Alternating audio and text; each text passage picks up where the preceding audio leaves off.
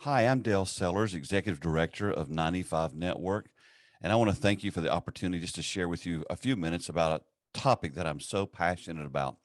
The question that been asked to address is this: if a pastor is looking to retire in the next 5 years, what should they be doing to find and prepare their successor?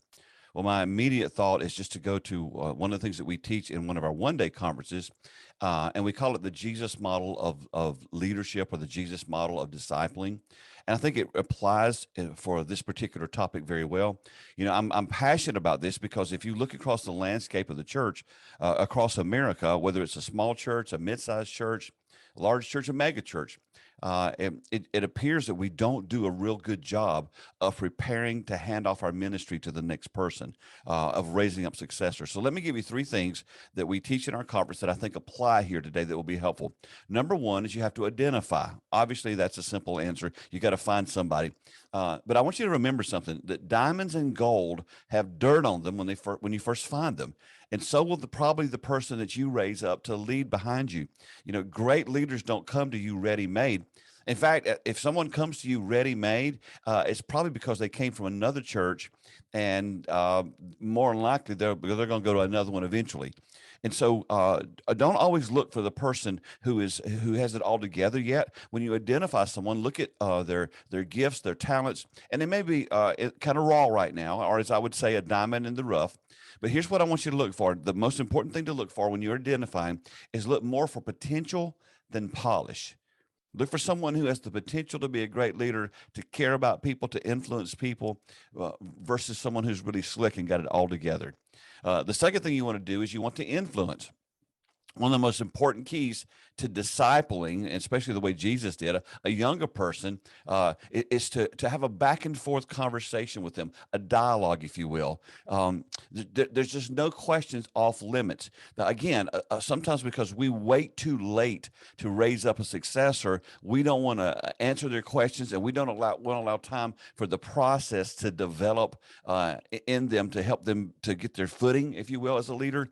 And so you've got to influence them and use the Jesus model of discipleship. Give them opportunities to do things, and then ask them how it went. Or if you see things that need to be tweaked, then tweak those things. But have a conversation, discuss things. One of the mistakes that I see a lot of leaders make is that they don't give them a chance to really talk through what they're learning. So what we typically do is we're always telling them what they did wrong. And if you do that, you're not going to be able to raise up a successor, because they'll never feel good enough. And so it's very important that you remember to pass along to them a lesson you've learned, and that is that we all learn even as we lead. And they're going to do the same thing. So balance the criticism with encouragement. And then the third thing I would say is this: involve them. Once you've identified your successor, release them in an incremental process, if you will. In other words, don't just go, okay, it's all yours, and hand it off and you're done. No, give them opportunities to incrementally try things, and again, to come back to you and talk that through. You got to clearly communicate. Now, when you begin to raise up the successor, there's a process. This is huge in this process, as you begin to involve them, and give them opportunities for more and more responsibility. You've got to communicate clearly to the church board, or your elders, whatever you call it.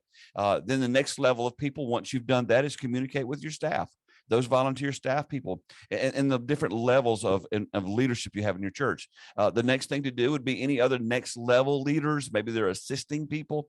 And then you communicate to the congregation, this is our plan. I have identified this person. I've been influencing this person. I've been involving this person. And what we want to do is we want to adopt the John the Baptist philosophy that he must increase and I must decrease. Same thing takes place as you begin to hand off your ministry to the next person. You begin to decrease, let them increase, but do that, as I said earlier, kind of incrementally. So here's the thing I also want to say to you this: when you leave. Don't hang around, because you're the influencer. You're the person they're going to run to, especially if you hand the ministry off to a younger person. If you stay around, people are still going to view you as their leader. They're still going to view you as their pastor. They're still going to come to you with their problems, and that person will never get the footing. And there's going to be a transition season. But once you've raised them up, you've identified them, you've influenced them, and you've involved them. Once you've handed it off, once you've given them a baton, you've run along beside them, there comes a point where they've got to keep on running, and you got to take your seat in the stands. And so I hope this is helpful. This is something, again, as I said, I'm very passionate about. And if I can help you in any way, feel free to reach out to me at Dale at 95network.org, and I'd love to talk to you.